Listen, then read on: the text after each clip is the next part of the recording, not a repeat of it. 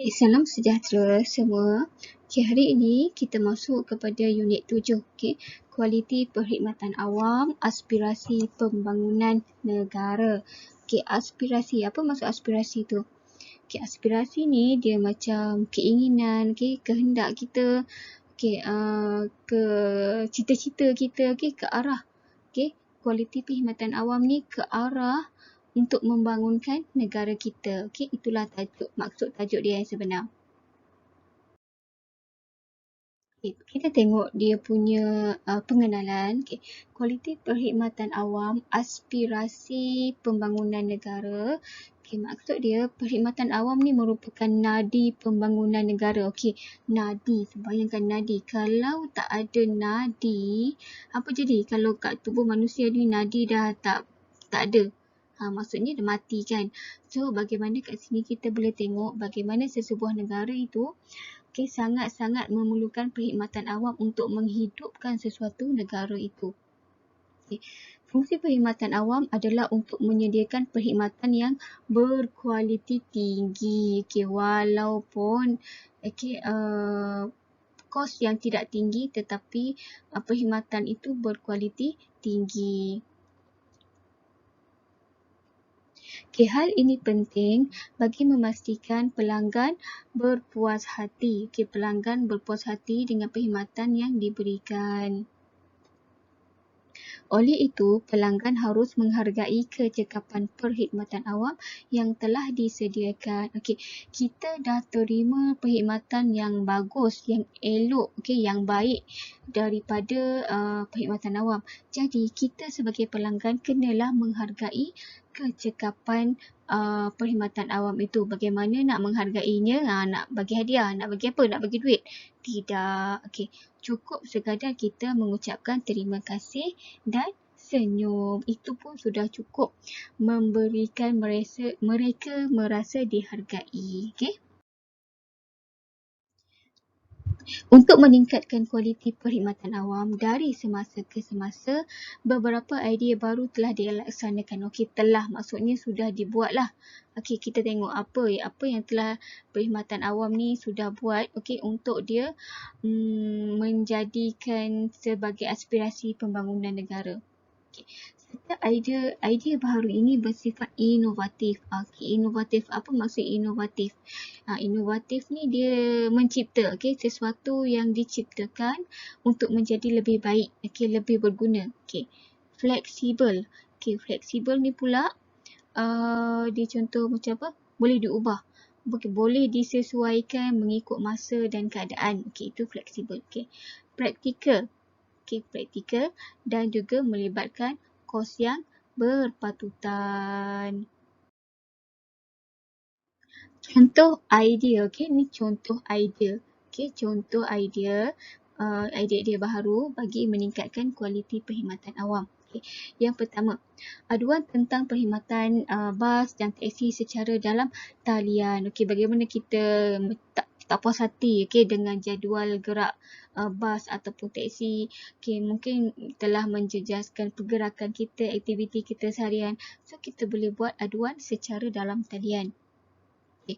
Pengimbas kehadiran penjawat awam.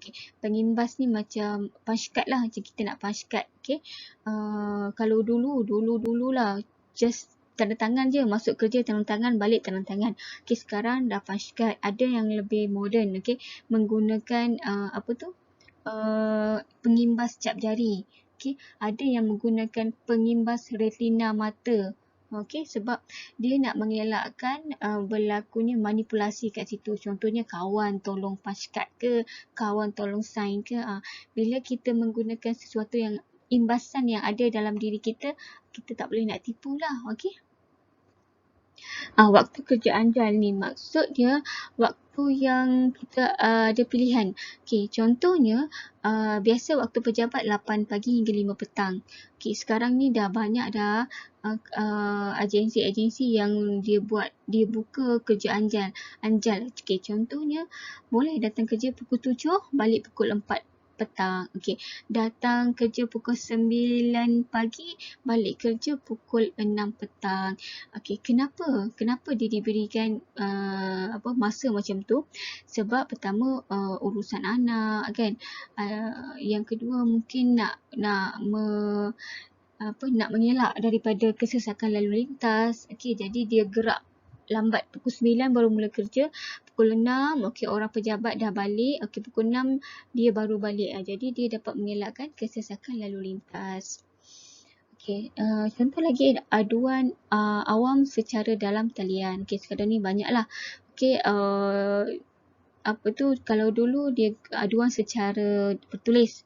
Okey, aduan secara telefon. Okey, sekarang ni aduan secara dalam talian, call ataupun secara bertaip. Okey. Okey, contoh lagi. Pengeluaran pasport melalui Pusat Transformasi Bandar. Okey, pernah dengar tak? Pusat Transformasi Bandar ni ataupun dipanggil UTC. Okey. Kalau kita ni paling dekat UTC, yang paling dekat ialah di Kuala Selangor. Okey, dekat UTC ni, dekat Pusat Transformasi Bandar ni ada banyak urusan-urusan perkhidmatan awam yang kita boleh selesaikan dalam satu bangunan tu saja. Okey. Okey, pendaftaran di hospital menggunakan sistem biometrik. Biometrik macam tadi lah imbas. Biometrik ni dia macam pengenalan diri, pengesahan diri yang menggunakan ciri-ciri dalam diri manusia tu sendiri. Contohnya cap jari, okay, bentuk muka, tingkah laku pun boleh. Okey, boleh menjadi dikirakan menjadi sistem biometrik. Okey, pembelajaran secara telesidang. Okey, sebenarnya apa yang kita sedang lalui ni ialah secara telesidang ataupun secara bersemuka secara online, secara dalam talian. Kita kalau tak ada PKP ni mungkin kita tak merasalah untuk bersemuka secara online. Tetapi pembelajaran secara telesidang ini memang merupakan idea baharu untuk meningkatkan lagi kualiti perkhidmatan awam dan juga kualiti pembelajaran di universiti-universiti tempatan. Seterusnya ialah bayaran bil perkhidmatan awam secara dalam talian. Ini pun ramai yang buat sebab jimatkan masa. Tak perlu menunggu lama untuk bayar bil. Tak perlu membazir masa, membazir tenaga. Kita tengok kepada piagam pelanggan pula. Apa yang dimaksudkan dengan piagam pelanggan?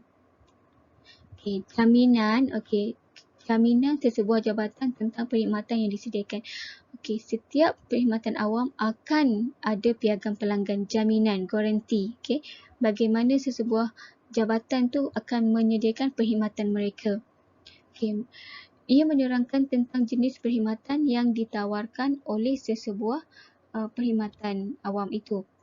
Menerangkan hak yang sepatutnya diterima oleh pelanggan secara bertulis. Biasanya kalau kita pergi mana-mana, pejabat pos, balai polis, hospital, piagam pelanggan memang dia akan letakkan di tempat laluan orang ramai yang mudah dibaca, mudah dilihat.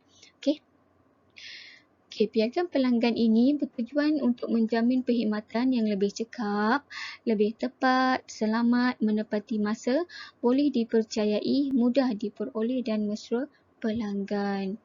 Ia boleh menjamin sikap anggota yang berdisiplin, beretika, bertanggungjawab dan juga biasanya piagam pelanggan akan dipamerkan di tempat yang strategik, macam saya kata tadi, di jabatan-jabatan untuk pengetahuan umum supaya semua orang boleh baca, boleh faham dan boleh ambil sebagai satu tanda ukur bagaimana sesebuah perkhidmatan awam itu disediakan. Bagi meningkatkan kualiti perkhidmatan awam, piagam pelanggan akan dikemaskini dari semasa ke semasa mengikut keperluan jabatan. Kalau kita tengok pergi ke mana-mana, jabatan pun memang dia ada tarikh dia, tarikh kemaskini piagam pelanggan tu tersebut.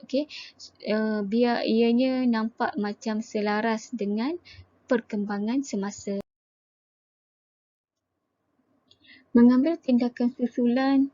Okey, ini contoh contoh piagam pelanggan Polis Diraja Malaysia.